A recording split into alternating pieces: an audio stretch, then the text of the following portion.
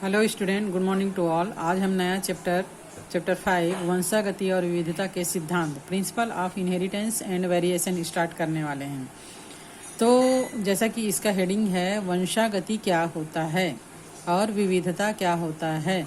आप लोगों ने पहले के क्लास में पढ़ा ही है कि कोई भी जीव अपने ही समान जीव को उत्पन्न करता है। हाथी जो है वह हाथी के बच्चे को ही उत्पन्न कर सकता है। आम के पेड़ से आम का पेड़ ही बनता है। आम के पेड़ से बेर का पेड़ या हाथी जो है वो शेर के बच्चे को पैदा नहीं कर सकता है। तो ऐसी कौन सी चीज़ है जो माता पिता से संतति में आती है, जो संतति को माता पिता के समान बनाती है। तो इसके लिए हमने पहले के क्लासों में बेसिक नॉलेज लिया हुआ है। इस लेसन में हम इसका डिटेल नॉलेज लेंगे कि किस प्रकार माता पिता से गुणों को लाने वाला वह फैक्टर जो संतति में उसी के समान गुण को उत्पन्न कर देता है, वो कौन से फैक्टर हैं, वो किस प्रकार संतति में वो फैक्टर आते हैं। आप लोगों ने देखा होगा कि जीव अपने ही समान जीव को उत्पन्न करता है, फिर भी उसमें थोड़ी बहुत चेंजेस होती है। जीव पूरी तरह 100% ना तो माता के समान होता है ना ही पिता के समान होता है, बल्कि उनमें कभी कभी दोनों के मिक्स गुण होते हैं और कभी कभी बिल्कुल अलग सा भी गुण उसमें होता है।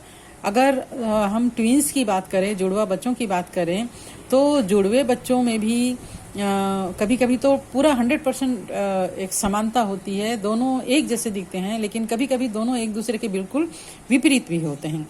गोरे माँ बाप के बच्चे काले हो सकते हैं, काले माँ बाप के बच्चे गोरे हो सकते हैं। ठिगने माँ बाप के बच्चे लंबे और लंबे माँ बाप के बच्चे ठिगने हो सकते हैं। ऐसा भी होता है। तो ऐसा कौन सा गुण है, ऐसा कौन सा चीज़ है, ऐसा कौन सा फैक्टर है जो संतति में ट्रांसफ़र होता है। तो यहाँ पर जो एक पीढ़ी से दूसरी पीढ़ी में ट्रांसफ़र होने वाला गुण है वह कहलाता है वंशागति यानी इनहेरिटेंस। ठीक है। और जो ये चेंजेस आते हैं जो संतति में ऑफस्प्रिंग में थोड़ा सा चेंज ला देता है, जिसके कारण पर्टिकुलर हर व्यक्ति का एक व्यक्तित्व होता है, एक उसकी इंडिविजुअलिटी होती है, पहचान होती है, इसे कहते हैं विविधता या वेरिएशन। तो इस लेसन में हम इन्हीं सब के बारे में डिटेल में पढ़ेंगे।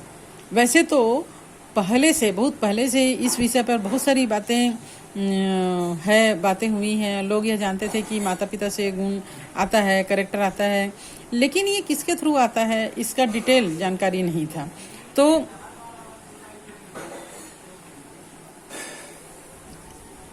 बायोलॉजी की एक ब्रांच, जीव विज्ञान की एक शाखा जिसे अनुवांशिकी या अनुवांशिक विज्ञान कहा जाता है, उसके अंतर्गत साइंटिस्ट ने इन सभी चीज़ों का अध्ययन किया और उसे डिटेल में समझाने की कोशिश की। भिन्न भिन्न समय पर भिन्न भिन्न वैज्ञानिकों ने अपने प्रयास किए। कुछ को सफलता मिली, कुछ को सफलता नहीं मिली, कुछ को मान्यता मिली, कुछ को मान्यता नहीं मिली। यहाँ पर हम इस लेसन में मेंडल के वंशागति के नियमों के बारे में पढ़ेंगे। मेंडल जो है वो डार्विन के समकालिक वैज्ञानिक थे, जिन्होंने जंतुओं में पाए जाने वाले गुणों के अध्ययन को विस्तृत रूप से अध्ययन किया और अपने अध्ययन को उन्होंने बहुत ही अच्छी तरीके से समझाने की कोशिश की। लेकिन चूंकि उस समय डार्विन का बोलबाला था, डार्विन का जो विकासवाद है वह बहुत ज़्यादा लोगों में मान्य था और लोग जो है वो भगवान के बाद डार्विन को ही द्वितीय स्थान देने लग गए थे, है ना। तो इस वजह से मेंडल के नियमों को मान्यता नहीं मिली थी। हम इसके बारे में अभी डिटेल में पढ़ेंगे। फिलहाल हम बात करें, मानव को लगभग 8000 से 10,000 वर्ष पूर्व, ईसा वर्ष पूर्व ही ये ज्ञात हो गया था कि विविधता का कारण माने जंतुओं में, प्राणियों में या मानव में जो विविध लक्षण होते हैं उसका कारण लैंगिक जनन की प्रक्रिया में ही कुछ न कुछ है, छुपा हुआ है। पादप और जंतुओं की प्रकृति में उपस्थित जीव विविधता का लाभ भी उन्होंने उठाया और लाभदायक लक्षण वाले जीवों को चुनकर उनका प्रजनन भी करवाया। जैसे कृषि में तो अक्सर ऐसा होता है कि जब फसल लगाया जाता है तो जो सबसे उन्नत होता है, जो सबसे स्ट्रांग होता है, बीज होता है या जो भी नेक्स्ट फसल के लिए तैयार करना रहता है, उसे स्टोर करके रखा जाता है और नेक्स्ट फसल उसी से लिया जाता है, जिससे पैदावार जो है वो बहुत अच्छी हो, प्रोडक्शन जो है वो बहुत अच्छी हो। इसी प्रकार जब मानव ने जीवों को पालतू बनाया और अपने उपयोग के लिए काम में लाना शुरू किया, तब भी उसने अच्छे लक्षणों का चुनाव किया। जैसे घोड़े वगैरह में आप लोग जानते होंगे, जो घोड़ा पालते हैं माने, है ना, तो उसमें घुड़दौड़ के लिए एक बहुत अच्छा नस्ल का घोड़ा लिया जाता है, अच्छा तेज दौड़ने वाला, फास्ट दौड़ने वाला, बॉडी से स्ट्रांग। कुत्तों के बारे में आप जानते हैं, कुत्तों की अच्छी नस्ल का पालन किया जाता है। तो इस प्रकार मानव जो है वो इस दिशा में पहले से ही अवेयर था, मानव इस चीज़ से अनजान नहीं था, लेकिन उसे विस्तृत रूप से नहीं समझा पाए थे। वैज्ञानिकों ने प्रयास किया और वैज्ञानिक आधार पर इन चीज़ों को विस्तृत रूप से समझाया। वंशागति के सिद्धांत को समझाने के लिए सबसे पहले वैज्ञानिक जिनका नाम आता है, जिन्होंने इसे समझाया था, वो है मेंडल के वंशागतिकी के नियम और मेंडल्स लॉ ऑफ इनहेरिटेंस। आनुवंशिकता या हेरिडिटी के नियमों का अध्ययन सबसे पहले ऑस्ट्रिया में ग्रेगर जॉन मेंडल 1857 से 1865 ईस्वी में इन्होंने किया था। मेंडल जो है वो ऑस्ट्रिया में ब्रून नामक स्थान में एक मठ के पादरी थे। जैसे कि पहले के पाठों में भी आप पढ़ चुके हैं और आपको हम समझा चुके हैं, अगर हमने आपको बायो पढ़ाया है तो, कि ये एक प्रकृति विज्ञान के शिक्षक थे, है ना। इनको धार्मिक कार्यों में बहुत रुचि थी और धार्मिक कार्यों के अलावा प्रकृति में जो कुछ भी हो रहा है वो सब में बहुत ज़्यादा इंटरेस्ट था। तो ये जो है वो ब्रून के एक मठ में काम करते थे, पादरी का काम करते थे। वहाँ पर जो चारों तरफ लैंड छूटा होता है, जगह छूटी होती है, गार्डन में मटर के विभिन्न प्रकार की प्रजातियां वहाँ पर लगी हुई थी और उनमें मेंडल जो है वो अपने हिसाब से अपने प्रयोग को करने के लिए, अनुवांशिकता के प्रयोग करने के लिए विभिन्न किस्म के उन्होंने मटर लगाया था और अनुवांशिकता का प्रयोग उन मटर के पौधों पर करते थे। और इन प्रयोगों में 2 उपजातियों को क्रॉस कराकर भी उनके नए संकर उन्होंने प्राप्त किया। इस क्रिया को संकरण या हाइब्रिडाइजेशन या क्रॉस कहते हैं। 1957 ईस्वी से 1965 तक मेंडल ने बहुत ही कठिन परिश्रम के द्वारा अपना प्रयोग किया और उनका जो प्रयोग था, चूंकि उनको गणित में भी इंटरेस्ट था, गणित के भी वो शिक्षक थे, रह चुके थे, तो गणितीय का सांख्यिकी आंकड़ा और बायोलॉजी का जो है, दोनों को मिक्स करके वो सांख्यिकी आंकड़े तैयार उन्होंने किया था। 1865 ईस्वी में नेचुरल हिस्टोरिकल सोसाइटी ऑफ ब्रून की एक बैठक में उन्होंने अपना जो प्रयोग था उसका थीसिस प्रस्तुत किया। 1 वर्ष के बाद 1866 ईस्वी में इसी सोसाइटी की पत्रिका में मेंडल के अनुसंधान प्रकाशित हुए। उस समय वैज्ञानिकों का ध्यान, जैसे कि मैंने अभी बताया कि उस समय चार्ल्स डार्विन, जिन्होंने विकासवाद के आधार पर जो पृथ्वी पर विविधताएं हैं उसको समझाने की कोशिश की थी, उनके सिद्धांत को ज़्यादा मान्यता मिली थी। इसलिए उन्होंने जो मेंडल का जो महत्वपूर्ण अनुसंधान है उस तरफ ध्यान नहीं दिया। 1884 ईस्वी में मेंडल का देहांत हो गया।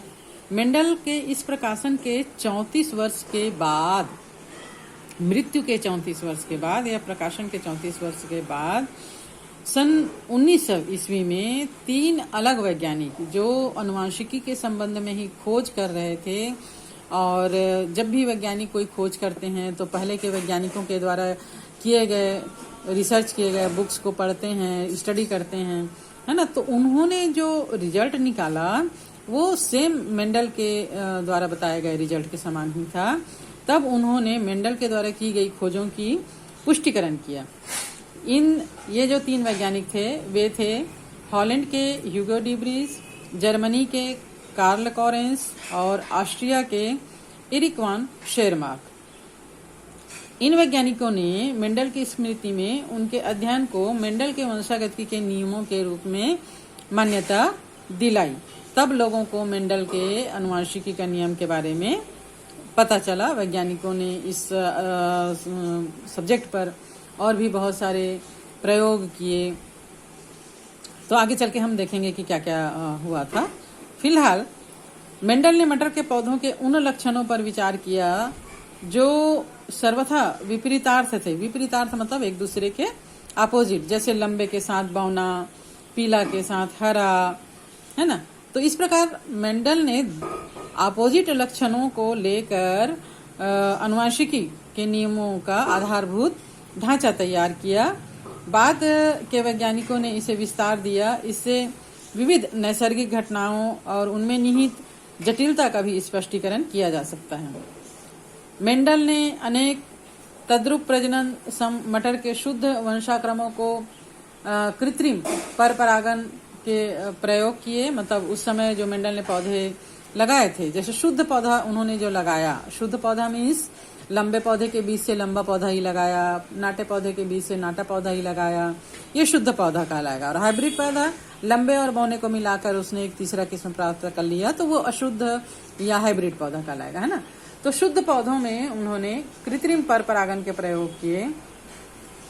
तद्रुप प्रजनन वंशाक्रम ये होता है जो कई पीढ़ियों तक स्वपरागन के फलस्वरूप स्थायी विशेषक यानी ट्रेड प्रदर्शित करता है। जैसे लंबे पौधे में अगर स्वपरागन करने दिया जाए तो वो उनसे जो उत्पन्न होने वाले पौधे हैं वो हमेशा लंबे पौधे ही रहेंगे। मेंडल ने मटर की 14 तद्रुप प्रजननी मटर की किस्मों को चुना। मतलब 14 अलग अलग कैरेक्टर्स वाले शुद्ध स्वपरागन करने वाले पौधों को उन्होंने चुना, जिनके विपरीत लक्षण भी हुआ करते थे। अर्थात 7 जोड़े विपरीत लक्षणों को लिया और इनके अन्य लक्षण जो है वो सामान्य थे। ऐसे 7 जोड़े विपरीत लक्षणों के उदाहरण आपके बुक के तालिका में यहाँ पर दिया हुआ है। ये जो है वो है ना, डायग्राम दिया हुआ है। जैसे प्रभावी विशेषक क्या है, इसमें प्रभावी और अप्रभावी क्या होता है ये हम आगे पढ़ेंगे। बीज का आकार गोल, गोल का अपोजिट होता है झुर्रीदार, रंग पीला का अपोजिट हरा, फूल का रंग बैगनी का अपोजिट सफेद, फली का आकार फूला हुआ सिकुड़ा, फली का रंग हरा पीला, फूल की स्थिति अक्ष में अक्षी या अंत्य यानी कक्षस्थ, अग्रस्त एंड कक्षस्थ, तने की ऊंचाई लंबी या बौना। इस प्रकार 1 2 3 4 5 6 7 7 गुण जिसके विपर्यायी लक्षण वाले गुण थे 14, है ना, लक्षणों को उन्होंने शुद्ध रूप से लिया और उनका स्टडी किया। इसका जो डिटेल है किस प्रकार मिलता है, एक जीन्स की वंशागति किस प्रकार होती है, ये हम नेक्स्ट लेक्चर में पढ़ेंगे।